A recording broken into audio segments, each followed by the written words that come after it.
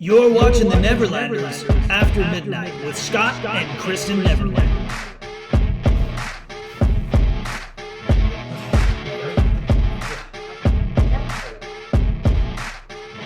Hey everybody, welcome over to the Neverlander channel. This is going to be the first of what we hope is going to be many episodes.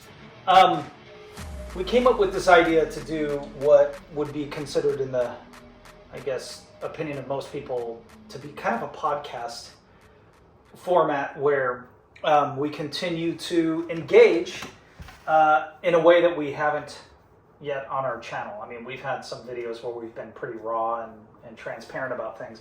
Look, in short, we have had a channel where we've shared our lives with you guys, and we've gone from beginning this with the intent of just sharing, the kind of some memories and important events that we felt people back home in California would like to watch, our friends and family, and that turned into a pretty amazing thing, being part of the YouTube community and growing and having some videos, some minute success with some videos, and then getting to a place where we thought we would do everything we could to bring value behind the content that we were uploading. And a lot of that was as we were visiting Disney World and traveling places and going in and out of hotels and having a lot of fun as a family. And we're in a place now where, as many are struggling financially, and we've kind of alluded to this in the past because I don't know how many of you are aware of this, but we started a business that ended up breaking the bank. And Kristen put a lot of faith in me, and I'm in so much appreciation of that. I don't think we've really talked about that, but it was something that we decided to do together and have take a chance at doing something on our own. It sucked. We fell on our face and got severely in debt. And these aren't real. These aren't plugged into anything.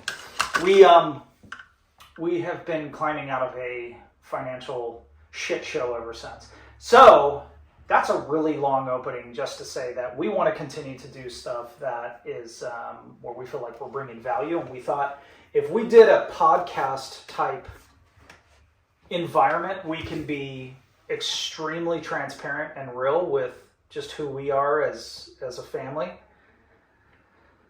And share that with you guys here. I hope that we can do this at least once a week. We're going to talk about everything from who we are, to our pasts, to our families. And, who knows? Who knows what? There's I don't think anything is off limits. Would love audience participation at some point. It'd be really cool to get some comments and kind of, interact with some of the people. At one point, I want to respond to comments from people that would be really cool if we get to a point comments where people have comments for us. The kids are cooking dinner right now, so that we can do this, I gotta respond to a text message. You do not need to spray it. It's fine. All of the sauces will keep it from sticking. Did you get that? So, this being our first video, we just thought we'd kind of give some feedback as to why we're doing this. And then I guess there is literally no agenda. It's just to kind of get this thing rolling and be able to say that we've started this. And then hopefully it grows. Maybe we'll actually have real microphones and not you're supposed to hold on to this when you're talking, by the way. No. No? Okay. If you don't have to wear your headphones, I'm not holding that big microphone. Okay. All right, so... oh my God, Ian. What is it? He asked me if he had to shred the whole block of cheese, and they said, are you sure? Yeah, I am so fucking sure. I've made this meal 4, 5, 6, 7, 8 times. Shred the whole block of cheese. All right. Might have been a mistake to ask them for their help. It's going to be interesting because if it tastes good, that'll be good. They follow directions. Hopefully they're watching the other two kids while we're doing this too. Well, I asked them for help with a meal that I think is fairly simple. It shouldn't be overly complicated. They can teamwork it, and it doesn't take very long. That's why I also saved it for Friday night dinner, because it's an easy meal. We're poor, and I cook every single day, all day long, and sometimes it's really nice to just not have to put in a lot of effort. We have so many dirty dishes, constant rotation of dishes, because we're eating every meal at home.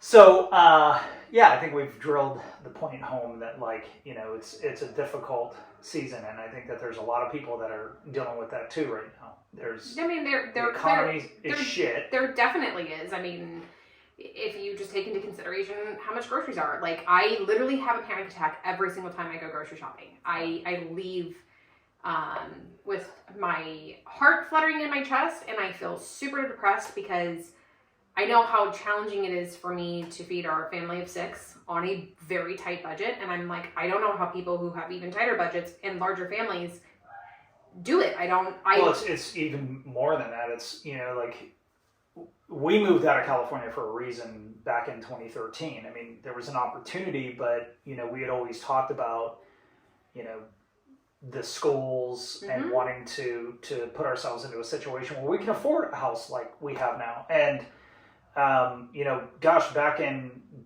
2000, I want to say we were looking at properties just for fun, like going in model homes, and they were like $500,000, $600,000 back then. And we're like, yeah, this will be fun. When are we ever going to have this opportunity? And it really seemed like that opportunity was never going to present itself. And so we took that kind of leap of faith and moved to Georgia. And, you know, I think about the people that are in California and other states right now where their gas prices are like $1.50, $2 more than us. They're, you know, even with a smaller family, you know, the salaries don't match the cost of living anywhere right now. No. And so it's crazy. So yes, I think, you know, here's the thing. We're in a period of adjustment, and it's a little fun to, like, experiment, but it's also a little fun to complain about it. Like, Is it? I don't want to complain about it. I don't know. Like, for me, on my end, to be, like, I feel like I'm doing it, man. Like, That's good. I know that you have, like, your job, and I'm not taking anything away from that. Like, you have the bigger, Harlow asked me the other day, insight from a 7-year-old kid, by the way, who has the most stress? And I said, I think that maybe you have the biggest mental load because you are responsible for all of our finances and whether or not we get to eat and have a home. There's a gnat flying around. Yeah, I just saw it again. If you pick that up, our house is not that dirty, but this is good timing based on what we're talking about. So keep going. I'm gonna try and kill it. And then I told her, you know, like, on a daily basis stress, probably me, because I'm up early, and then I am trying to do everything I can to make a little bit of extra money from home to, like, help things, and then I get the kids ready, and then take them to school, and then I come home and I try and make more money, and then I remember that I gotta feed people, and then I gotta make dinner, and I gotta go shopping, and then I gotta go pick kids up, and then I gotta, like, all of the things, right? And so sometimes it's fun to just kind of vent a little bit, that I know that it's our reality and that we're making good decisions, the best decisions for us, but, like, sometimes it fucking sucks. Yeah. And I'm, you know, like, that's all I'm saying. I'm not saying that, like, I don't want to do it or... No, I like that you said, like, part of it is fun, like creating new meals and doing things that, like, we, you know, I don't want to paint the picture that we used to go out and, like, eat all the time. It wasn't like that either, but it was really easy to be like, oh, you guys want Chick-fil-A or Chipotle or something like that. It was like... Well, I mean, even the reality of, you know, Salem stays home from school. She does online school, and so there was plenty of times that in the middle of the week you'd be like, hey, what do you want for lunch? And just the 3 of us would go get something. Yeah. And now, like, that's not a thing. Not a thing. And it's not like we ate out every single night, but on the weekends we didn't really cook. We figured out where we wanted to eat, and like that fed into our budget. And now it's like we could probably eat out twice a month. Yeah, probably. every paycheck. Like, what do you guys want to have? You know, and that's where we're at. And so it is like now it's like literally every single meal is at home. Yeah. And that's what I mean. Well, it's which there's cost savings in that, but then it's like I think you said it earlier, is there's all the dishes and everything else that you have to do, right? And that costs money to run the dishwasher and do all those kind of things too. So it's like it just sucks. Like things are bad, and this is like I recognize that this isn't a. It's not exclusive to us. Like, and there's people that like eating at home and enjoy the couponing and the I literally saving. can't. Like I cannot even fathom the people that are in other states where things are so much more expensive, and like remaining there. We still have friends and family that are in California, and a lot of people have moved to Texas and Arizona, and we just had a friend move up to Idaho, and it's like even the cost of living here, when it comes to buying a house, like our property value has gone up significantly, almost doubled since we purchased it in 2017. Is that when we bought it? I think that's when we bought it. Yeah.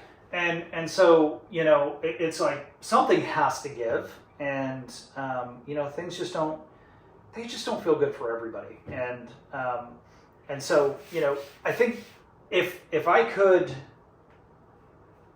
I don't know, this is just coming to me right now, but if there was anything that I would hope people would get out of us, like being this intimate about our life and anything, and it's just honestly that like it's relatable, but also that they feel some sense of encouragement, because you were talking about like my stress is different than your stress. Like I've got a different sense of stress, right? And that's always relatable to the person that's going through whatever situation they're going through. I think our challenge right now, are you even listening to me? You're so rude.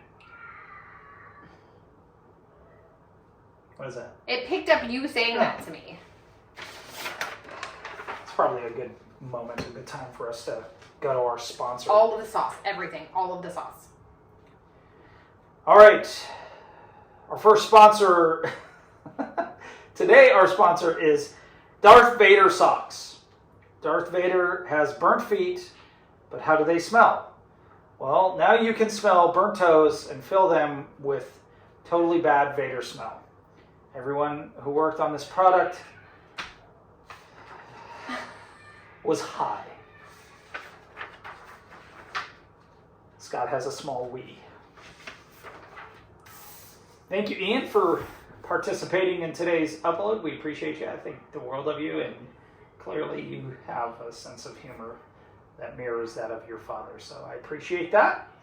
If you're looking for Darth Vader socks, go to darthvadersocks. I don't know, and see if you can find a pair. All right, moving on. Thanks. We're coming back now from our sponsorship.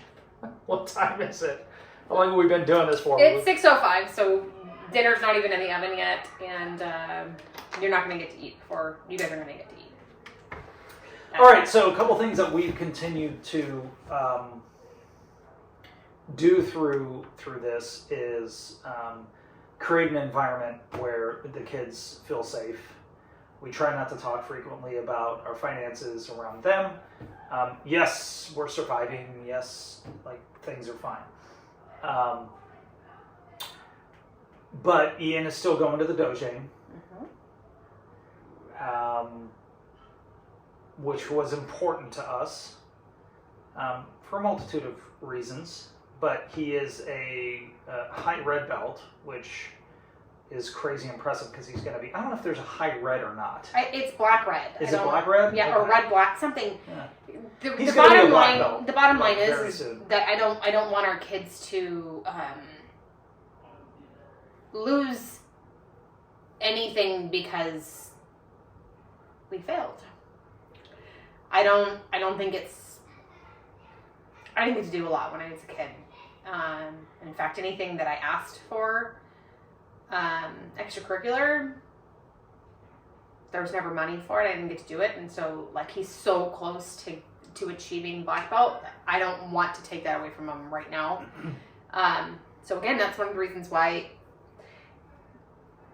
like, hustling as much as I can on the computer. And I know it sounds stupid, right? But, like, if I can make $30 a day, yeah, every little thing helps. Everything helps. It covers groceries. It covers his dojang bill.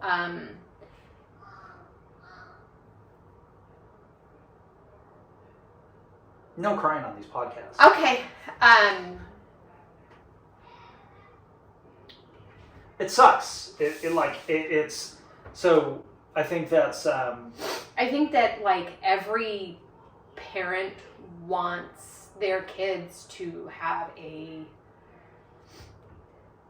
they want their kids to be better than them, but they also want, like, their upbringing to be better than them and to feel safe and secure. I think everybody wants their kids to feel safe and secure, but, like, more so than what your parents provided for you. And I don't ever want my kids to feel like they don't matter or they're not important or that they don't feel safe. And thank God, all I have to do is say no to the Taco Bell drive-thru and not let them know that they have to pack their rooms because we're moving because we can't afford our house. You know, like, I know that there's things that are way worse. As I hear them scream. Yeah, if you hear that in the background. But, you know, like, there are things that go along with that where... Here's the thing. So to take it, like, I'll take it a step farther. We've done a lot by really trying to create that sort of environment where they don't have to worry about things. You know, Kristen grew up differently than I did, where there was a lot of instability. There was instability for me, probably emotionally, but not in the same way you had to experience that. So when you combine the two of those things, it's like what we want for our kids is so important, not just to us, but not just to us in the sense because we want to provide that and kind of, you know, block them from having to go through those things. But we also know what those things did to us, like, as we grew up. And I want to say this because I had this realization, I think yesterday. My children are literally my whole life. Mm-hmm. All I've wanted since becoming a mother was to be a stay-at-home mom. Like, and I've wanted to protect them and nurture them and make sure that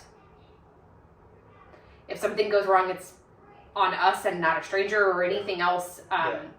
But I always want them to know that they can count on me. I don't want to say not you, but, like, sure. I am the one that's always there doing the things. Like, I don't ever want to. Well, you're responsible for yourself and what you can do and how you can affect things. So you want I know, but I think what I'm trying to say is that, like, my mom worked when she could work, and a lot of times that meant after school. So I didn't see her. I didn't have help with homework. I always want to be available to our kids. That has been the goal at all times, to know that they have a mother that's there to do the things. And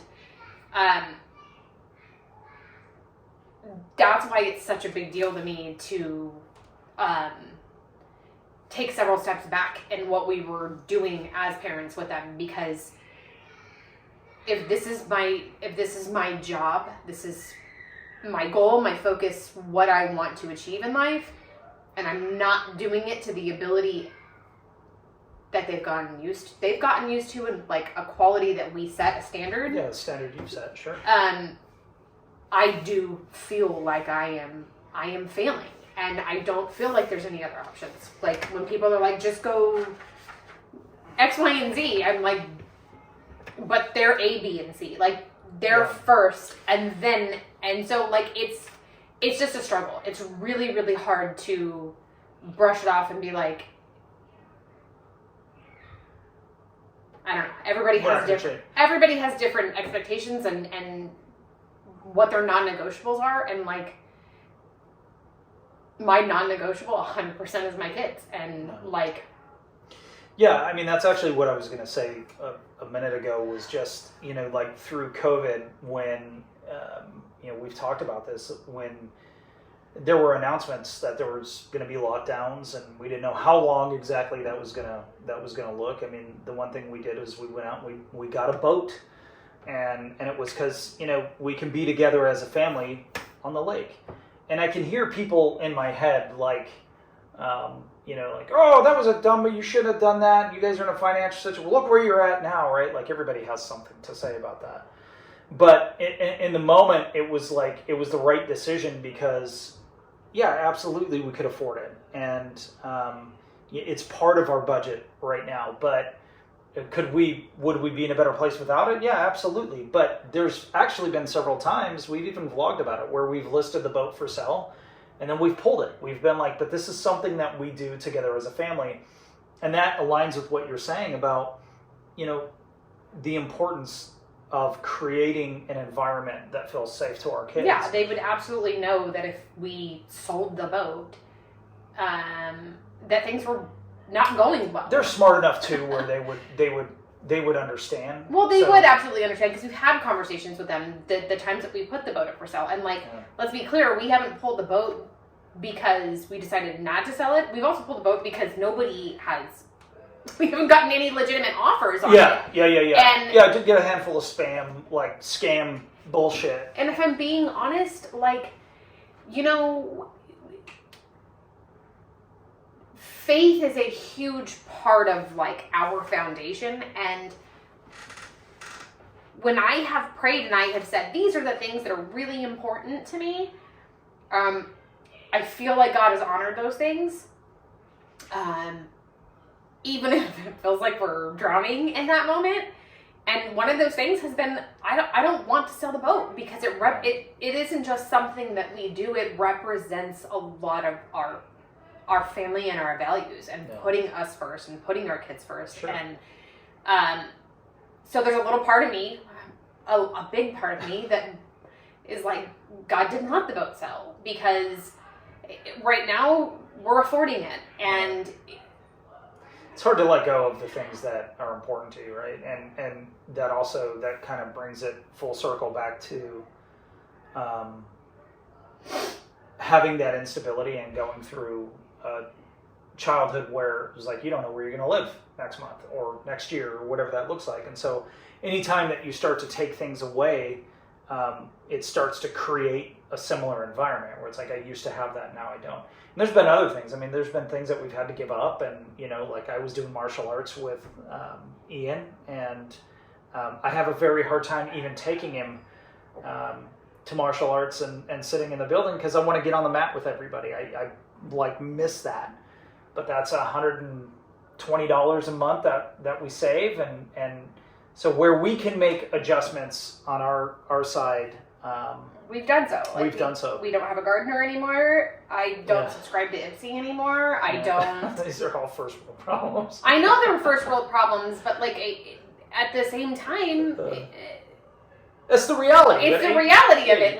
We were at a point where we were not rich, we were not balling, but we didn't have to say no to our kids if they needed new fucking shoes. Yeah.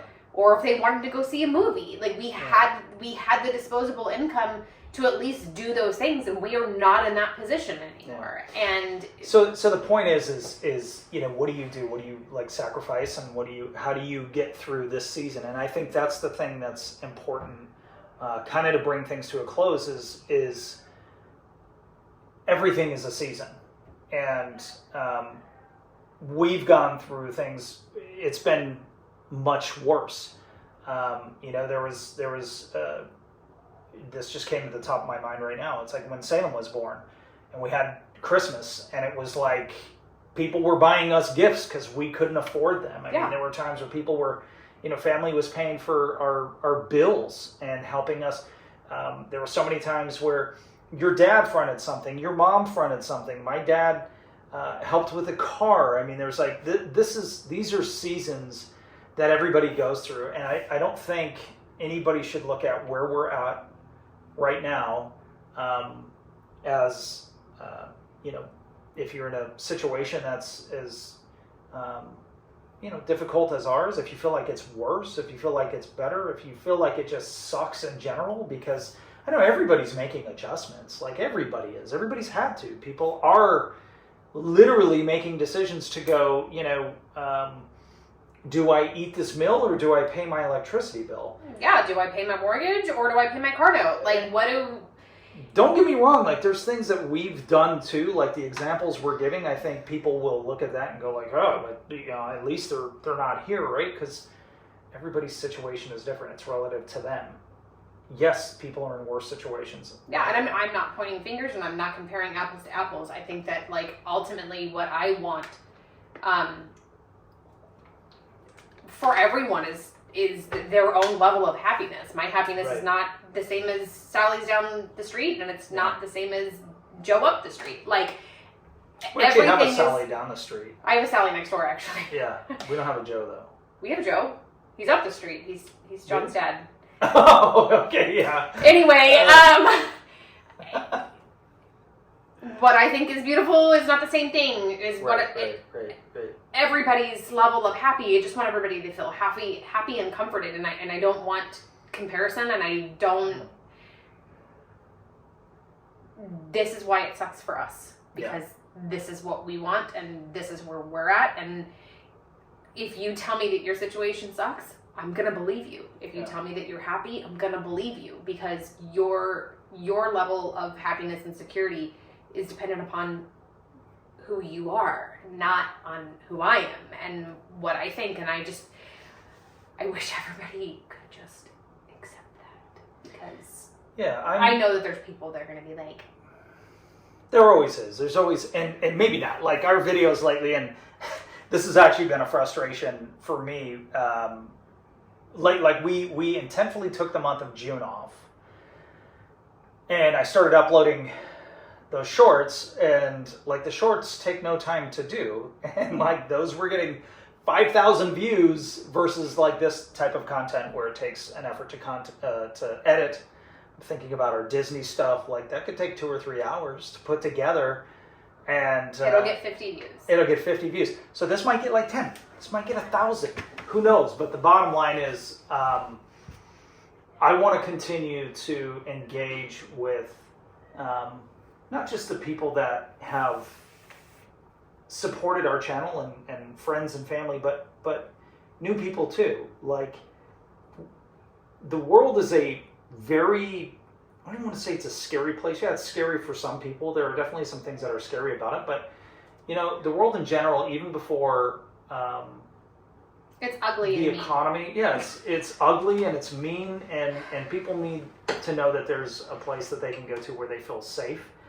And there are definitely things that, as we continue to do this, I'm sure we're going to talk through, and people will be like, I 100% disagree with that. And that's the whole thing. That's the beauty of life, is being an individual. That's individualization. That's why we're different. Like, there are things that Chris and I disagree on, but I love her for challenging me in those things where, like, I'm either passionate about or I'm wrong about. Like, she will tell me when those things happen.